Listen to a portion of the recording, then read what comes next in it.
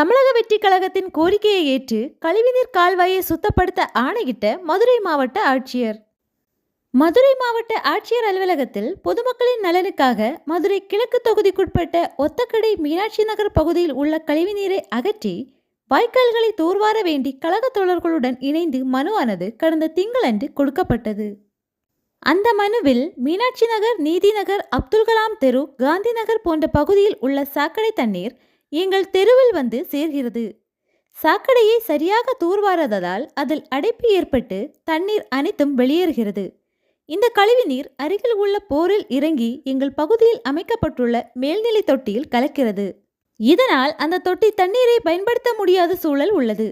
அந்த தொட்டியில் உள்ள தண்ணீரால் தொற்றுநோய் பரவி குழந்தைகள் மற்றும் பெரியவர்கள் அரசு மருத்துவமனையில் சிகிச்சை பெறுகின்றனர். இவ்வாறாக அந்த மனுவில் எழுதப்பட்டிருந்தது. இந்த மனுவானது தமிழக வெற்றிக் கழக தோழர்களால் மதுரை மாவட்ட ஆட்சியர் அலுவலகத்தில் கொடுக்கப்பட்டது. அதற்கு அடுத்த நாளே அந்த மனு மீதான நடவடிக்கையானது எடுக்கப்பட்டுள்ளது. மறுநாளே மாவட்ட நிர்வாகத்தால் தற்காலிக தீர்வாக கழிவுநீர் கால்வாயானது தூர்வாரப்பட்டு சுத்தம் செய்யப்பட்டுள்ளது.